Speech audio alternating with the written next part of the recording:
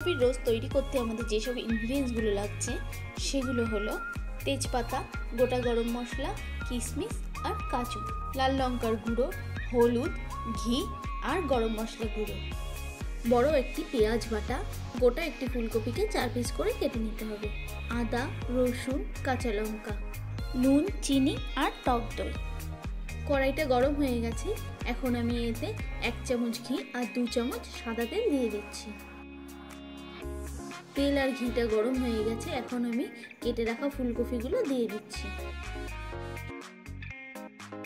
অল্প নুন দিয়ে ভালো করে মিশিয়ে নিচ্ছি। ফুলকপিগুলোকে আমি লালচে করে ভেজে নেব। ফুলকপিগুলো ভাজা হয়ে গেছে, এখন আমি ফুলকপিগুলোকে তুলে নিচ্ছি।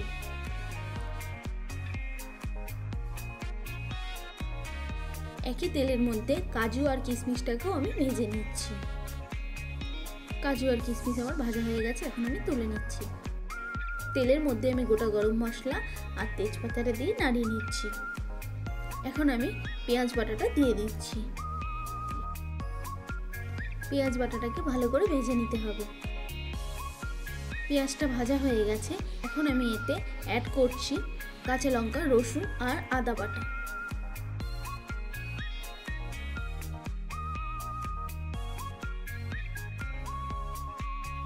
এখন আমি 1 চামচ হলুদ আর 1 চামচ লঙ্কা গুঁড়ো দিয়ে দিলাম। এখন আমি স্বাদ মতো নুন অ্যাড করছি। এবার আমি অ্যাড করছি গুঁড়ো গরম মশলা। গরম মশলা গুঁড়ো দিয়ে ভালো করে মিশিয়ে নিচ্ছি।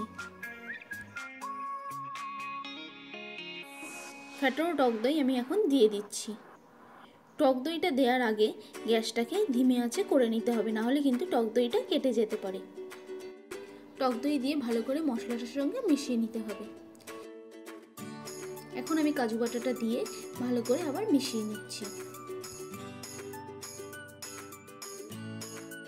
এখন আমি দিয়ে দিচ্ছি আগে থেকে ভেজে রাখা ফুলকপিগুলো।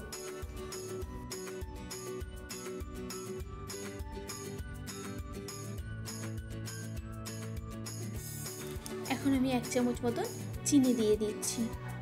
এখন আমি আগে থেকে ভেজে রাখা কাজু আর কিশমিশগুলো দিয়ে দিচ্ছি। দিয়ে ভালো করে আমি মিশিয়ে নিচ্ছি।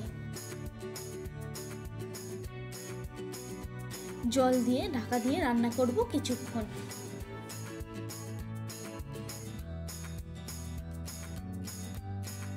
ফুলকপিগুলো আমার সেদ্ধ হয়ে গেছে, এবার আমি গ্রেভিগুলোকে আর একটু টানিয়ে নিচ্ছি। এবার আমি ওপর থেকে 1 চামচ মতন খোয়া ক্ষীর দিয়ে দিচ্ছি। খোয়া ক্ষীর যদি বেশি মিষ্টি থাকে, আগে থেকে চিনিটা যে দিয়েছি সেই চিনিটা নাও ইউজ করতে পারেন। আমার ফুলকপির রোস্টটা কিন্তু তৈরি হয়ে গেছে। এখন আমি ওপর থেকে শাহি গরম মশলাটা দিয়ে দিলাম। শাহি গরম মশলার ফ্লেভারটা যাতে ইনট্যাক্ট থাকে সেই জন্য আমি ঢাকা দিয়ে গ্যাসটাকে অফ করে প্রায় 2 থেকে 3 মিনিট মতো রেখে দেব। ফুলকপির গায়ে থেকে কি সুন্দর তেল বেরিয়ে এসেছে। আমার ফুলকপির রোস্টটাও কিন্তু খুব সুন্দর তৈরি হয়ে গেছে। এখন আমি এটাকে সার্ভ করব।